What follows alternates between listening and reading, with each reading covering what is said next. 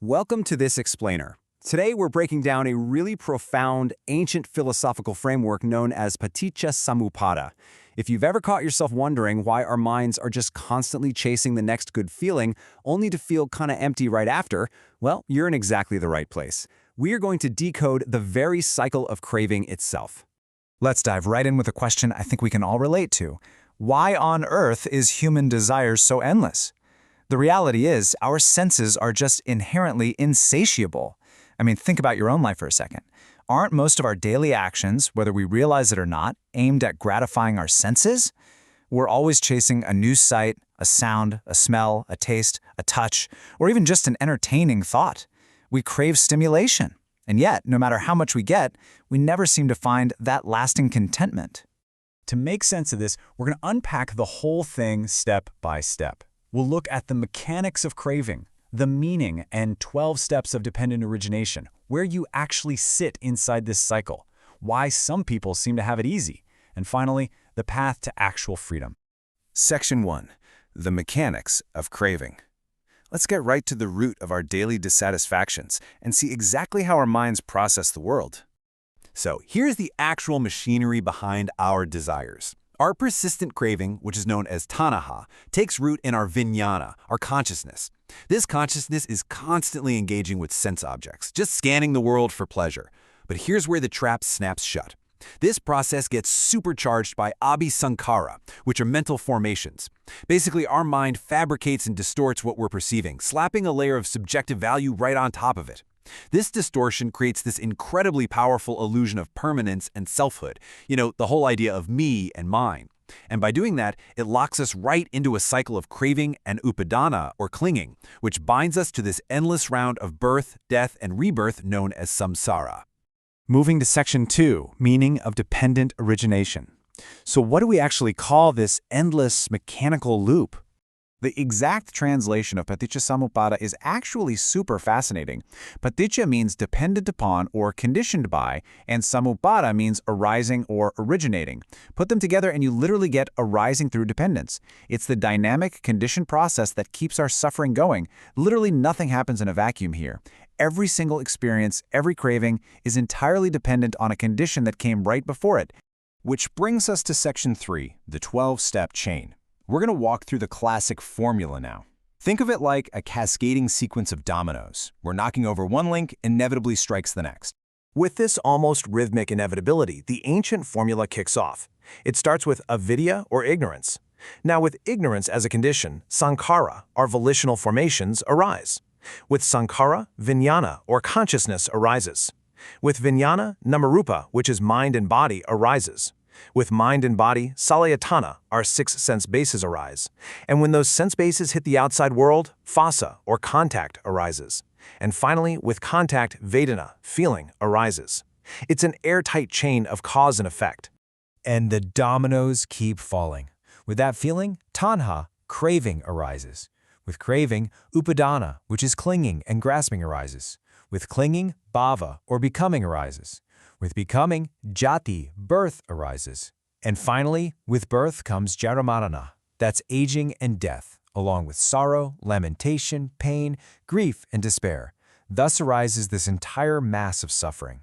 When the mind is clouded by ignorance, this whole chain of dependent origination just unfolds on autopilot, constantly reinforcing the illusion of self. Section 4. Where are you inside? Let's take this big macro concept and ground it in your microsecond daily reality. The really crucial point here is just how incredibly fast all of this happens. In a fraction of a second, your internal sense base meets an external object, like you see a flashy car or you hear a really annoying noise. That's phassa, contact, right there, in millisecond 1. Millisecond 2, vedanā arises. You feel it as pleasant or unpleasant. By millisecond 3, taṇhā kicks in. Your craving to either get the pleasant thing or push away the unpleasant thing intensifies. And boom! By millisecond 4, you're already in the grip of upādāna, fully clinging and grasping. A totally simple visual or auditory contact spirals into intense clinging before you even realize what hits you. But here's the catch. Different people will respond to the exact same rupa or physical form with completely different emotional reactions. I mean, one person's favorite song is another person's ultimate headache, right? But with every act of gratification, your own personal craving just gets stronger. These conditioned responses gradually build up mental defilements. Specifically, we're talking about lobha, which is greed, dvesha, which is aversion, and moha, delusion. So even though the mind is originally pure and radiant, it gets deeply clouded by this rapid-fire progression of craving and clinging. Section 5. Why some have it easy. You might be wondering, if we're all trapped in this cycle, why do some people seem to just effortlessly get what they want in life, while others constantly struggle? Well, the answer lies in the concept of vipaka. Vipaka is essentially the fruition or the result of past actions, your karma. So those pleasant, easy experiences, or even the really difficult ones, are simply prior actions playing out in real time. But here is the absolute key takeaway. While you cannot change the vipaka that arrives at your doorstep, it's your present response to it that dictates your future path. The question is, do you meet your success or your failure with greed and aversion, or do you meet it with clarity? Which leads us nicely to Section 6, the path to freedom. How do we actually break this chain? The ultimate aim of this explainer, and really this entire teaching, is shifting from avijjā, ignorance, to viññāṇaṁ, true knowledge. Look at the profound contrast in how different beings experience the exact same world. For us ordinary folks, we have an experience, we mix it with ignorance, and it equals craving and clinging. But for arahants, fully liberated beings, it is a completely different ballgame. Even arahants experience the unfolding of Paṭiccasamuppāda as vipaka. They still experience the results of past actions. They still see, hear, smell, taste, touch, and think.